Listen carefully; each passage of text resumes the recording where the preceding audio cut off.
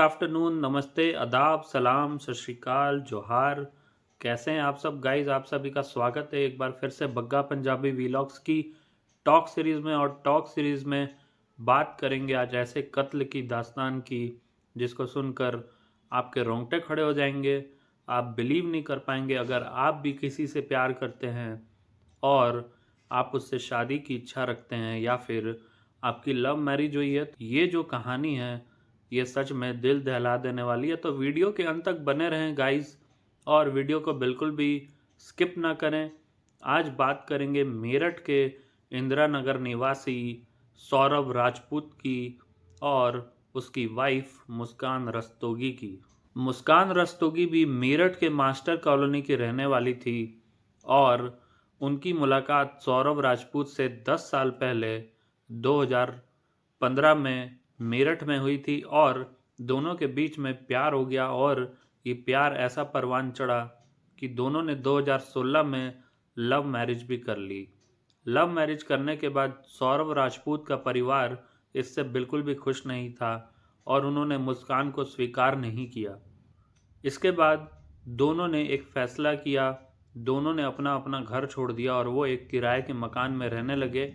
शादी काफ़ी अच्छी चल रही थी। दोनों की शादी के बाद एक बेटी भी हुई, पीहू उसका नाम उन्होंने रखा।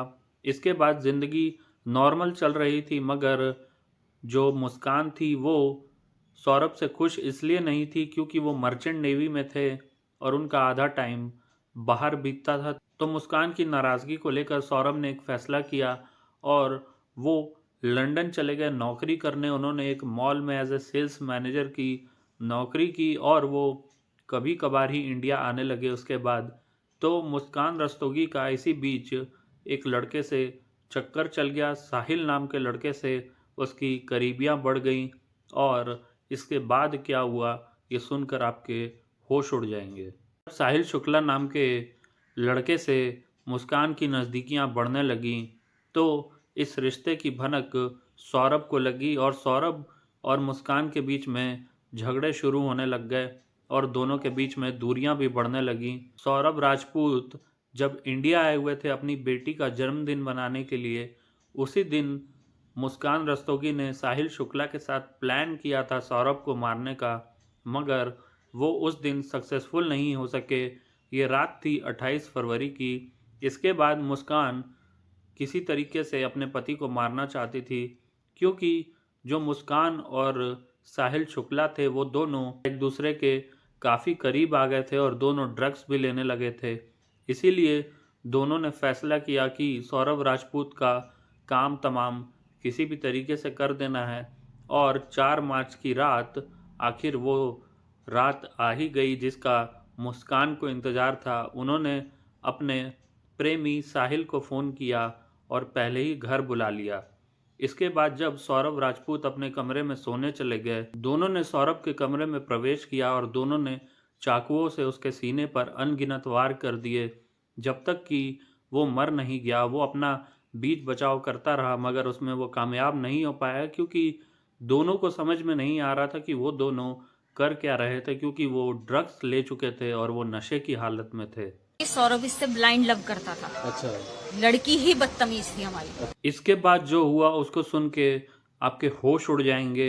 उन्होंने उसके बॉडी को ठिकाने लगाने का प्लान किया और बॉडी भी इस तरीके से अलग अलग 2 हिस्सों में उन्होंने बॉडी ठिकाने लगाने का प्लान किया। यानी साहिल जो था वो उसकी गर्दन ले जाता है और हथेलियाँ काट के ले जाता है और जो धड़ बचता है वो मुस्कान के हवाले कर देता है और दोनों मिलकर एक ड्रम में उसके धड़ को पैक कर देते हैं सीमेंट और पूरा मसाले से, ताकि वो ड्रम के बाहर कुछ भी नज़र ना आए, ना ही उसकी कोई स्मेल आए।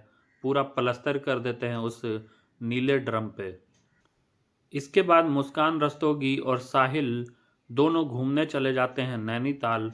और जब मुस्कान के घर वालों और सौरभ के घर वालों को बात नहीं हो पाती है सौरभ से, तो वो मुस्कान से सवाल करने लगते हैं कि आखिर पीहू कहाँ है और तुम पीहू को साथ क्यों नहीं लेके आए, क्योंकि वो पीहू को अपने घर पे ही छोड़ जाते हैं। तो जो कातिल है, जो मुस्कान है, वो खुद ही सौरभ बनकर चैट करने लगती है सौरभ की बहन से।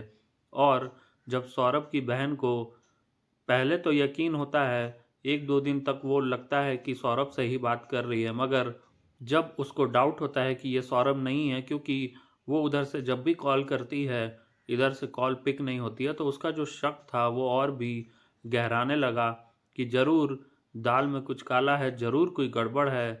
अपने घर वालों से ये बात कहती है कि मेरी सौरभ से बिल्कुल भी बात नहीं हो पा रही है।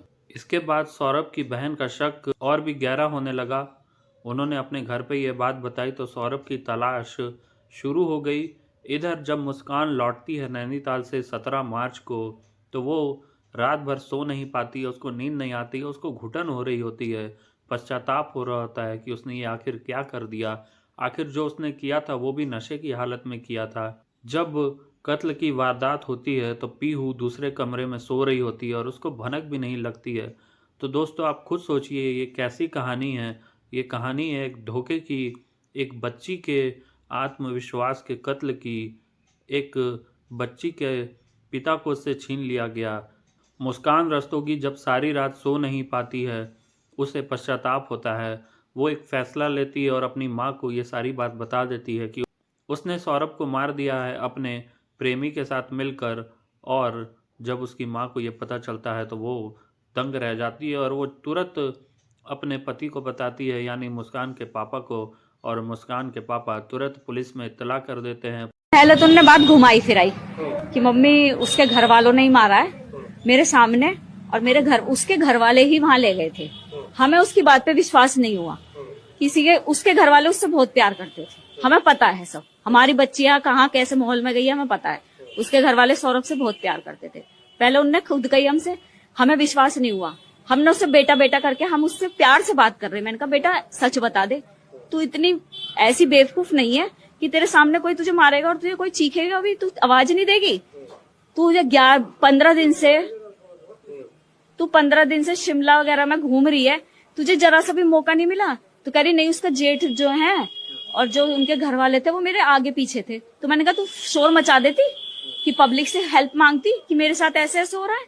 मैंने कहा नहीं शुभी, कुछ और बात है। जब हमने उसे खूब फोर्स करा तब उनने बताया कि हाँ मैं नहीं मारा।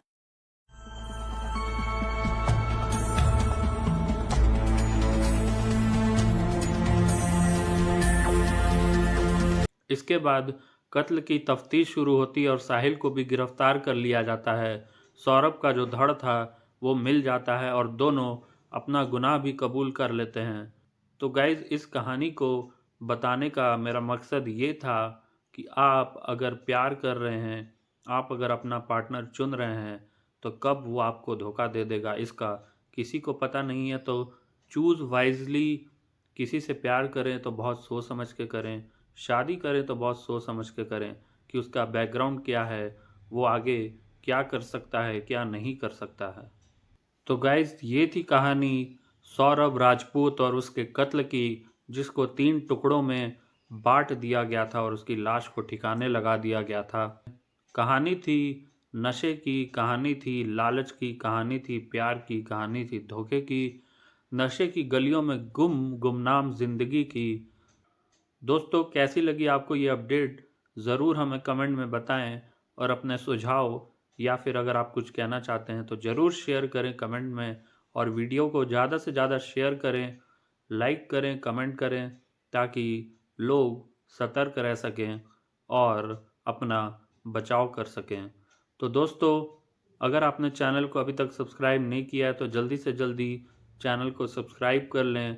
और मिलेंगे आपको नेक्स्ट वीडियो में। तब तक के लिए टाटा, गुड बाय, नमस्ते, आदाब, सलाम, सत श्री अकाल, जोहार।